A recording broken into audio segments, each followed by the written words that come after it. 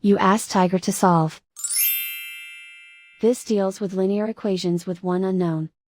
The final result is x equals -9. Let's solve it step by step. Group all x terms on the left side of the equation. Subtract 4x from both sides. Simplify the arithmetic. Group like terms. Simplify the arithmetic. Convert the x into a positive number. Multiply both sides by -1.